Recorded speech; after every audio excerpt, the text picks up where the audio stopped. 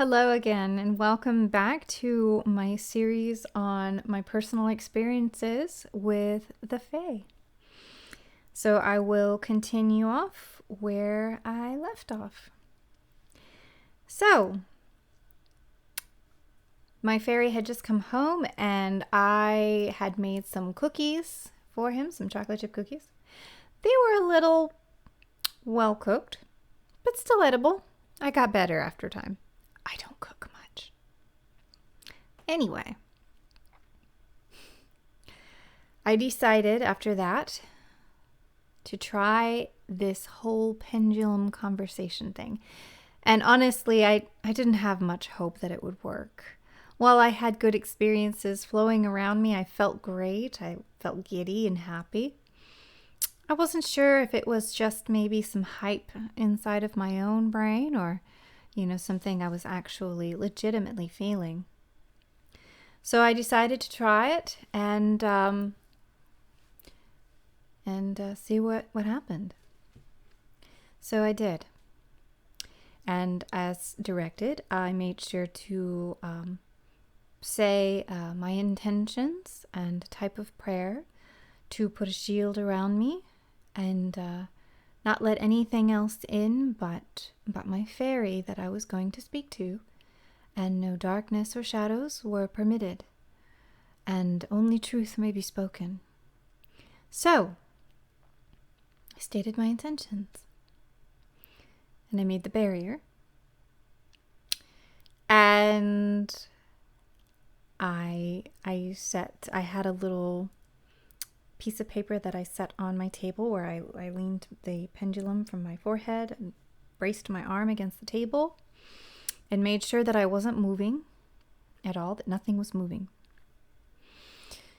And the little paper had a picture on it of a half moon and split in the middle, with this side being yes and that side being no. So the pendulum would swing yes or no. Okay. And so I said, is the fairy, and I named him by his name, which I choose not to tell his name for his own protection. I said, is he here with me right now? And as I watched the pendulum, it didn't move. It didn't move in the beginning. And I kept watching. I was like, And slowly I started to watch. And very gently, the pendulum began to move. Very gentle toward the yes. And I was like, oh my gosh, what? These beings are real? What? Calm down.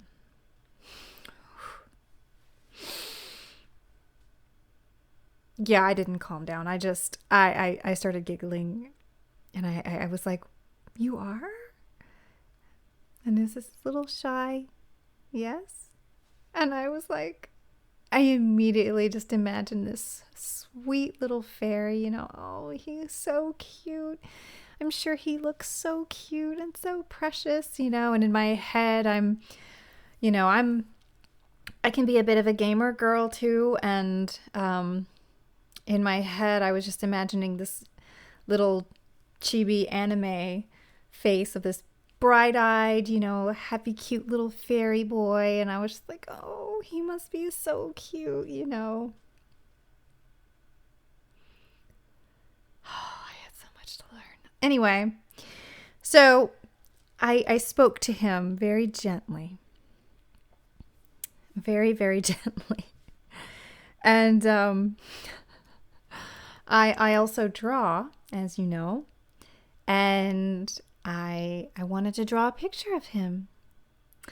And so in the beginning, I began asking him questions like, well, how old are you? And what do you like? And, do you have a family? And I learned that he had many children and several loves that he loved very dearly. but not just one woman, but many in his life that he loved. And I thought it was so sweet because the way he described it was they all loved each other, and I said, did you like the cookies? And he kind of was like, yeah, they were okay, his kind of like in the maybe section. I was like, oh dang, I was like, they were a little burnt, on the bottom. I'm sorry. I said I'll make more again, and he was just very, very sweet with all of my questions. And I asked if he missed his children, and he said he does. He misses his children, but from my understanding, they kind of all live together. So it was more like a colony, I guess. And at the time I was like, oh, it's a colony that you must have lived with the other Fae, And I thought that he was kind of alone now and stuck to this ring. And so I decided to ask him. I said, it was just this feeling that I asked, or came over me, that inspired me to ask. I said, so if I was a fairy girl and I had met you as a fairy girl, would you have gone out with me? Would you have liked me? Would you have made me your fairy girlfriend, kind of thing? And the pendulum started swinging heavy, like hard into the yes. And I was like, aw, you're such a good friend. You're so sweet. And I thought, oh, this is that dude friend, that, just really encouraging. And I was like, you're so sweet. Thank you so much, And so carried on like that. And I started noticing that the more I spoke to him with this pendulum, I began to get so tired. And I didn't understand at that time that I was using energy to use this pendulum to speak to him. It uses your energy, and when you are not accustomed to it, it can drain you so fast. So I do actually want to mention that anytime you do any sort of divination or anything that requires your power and your energy, just be mindful. Sorry, I love these earrings. Just be mindful that uses your energy, and that if you start to feel weary or tired, you need to take a break and recharge. Don't attempt to continue when you feel tired, because when you start to feel tired, your energy starts to weaken, and it can leave you open to mistakes or to other things. So feel strong, and don't worry about wanting to do it more. It just takes practice. And over time, you will begin to be able to do these things and not feel tired at all. The only time you'll begin to feel tired is when you are approaching something that requires more growth. So it's just like training. Keep at it, but don't push it. Let your body rest. Okay? So I had to understand this because I had, things to do the next day, and I wanted so much to talk to him, but I was so tired, I noticed, when I started doing that. And I would feel like a pressure on my forehead and just this tired feeling. And I thought to myself, oh, I feel so tired, So over time, I was able to draw an image of him in the beginning, the best that I could kind of formulate from my questions to him. And the first image of him wasn't quite on key, but it was close enough. I kept drawing his body a little bit different than what he was.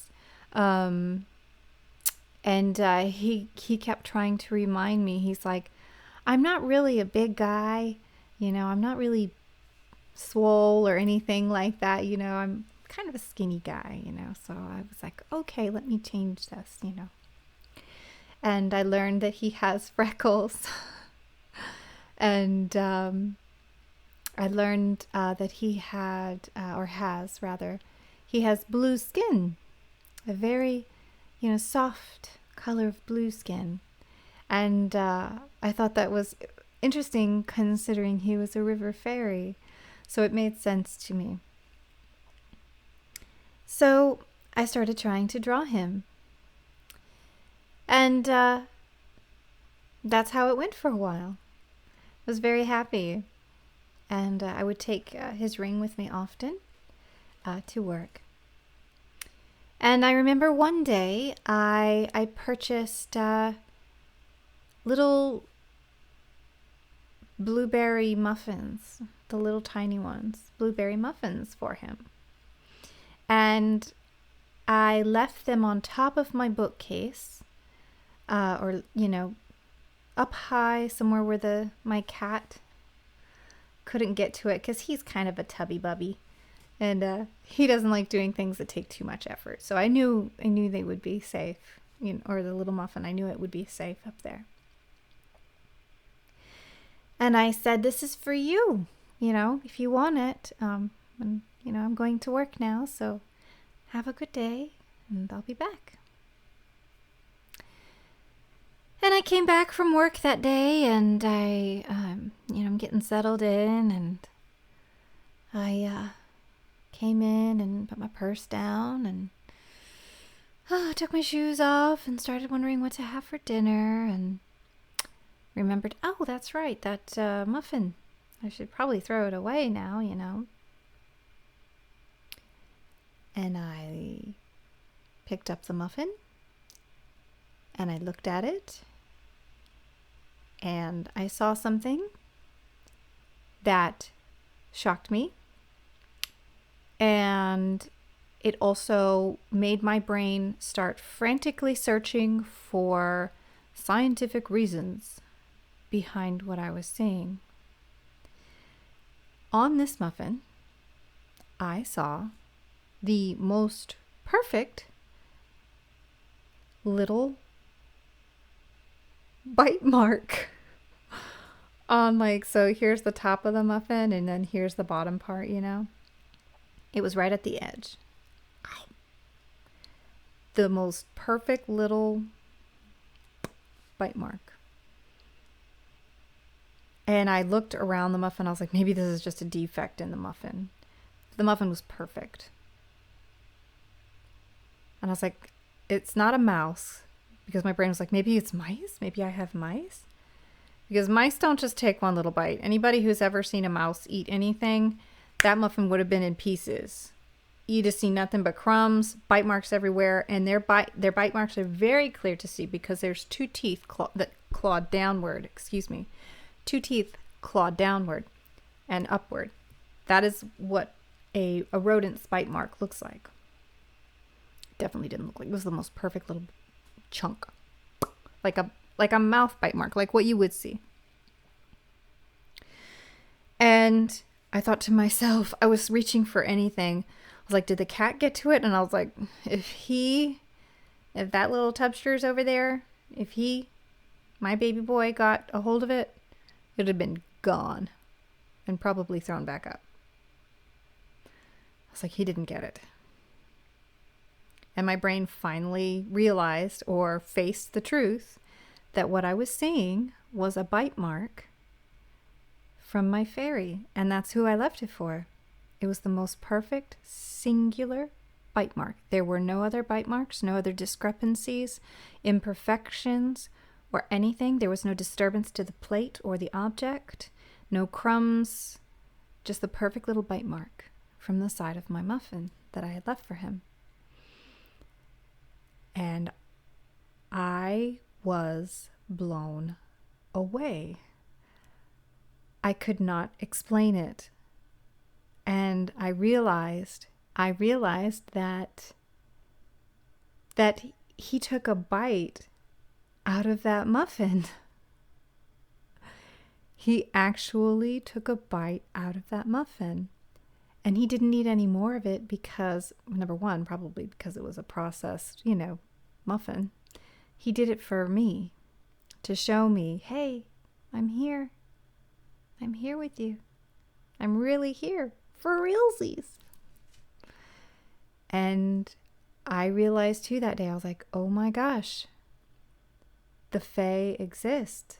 This fairy is with me. He's actually here. So, a wonderful experience, no doubt. But since we're running over time, I will continue my story in the next video. Again, if you want to follow me on Facebook, I always leave that link down in the description below. Thank you again for joining me. Blessings to you, and goodbye.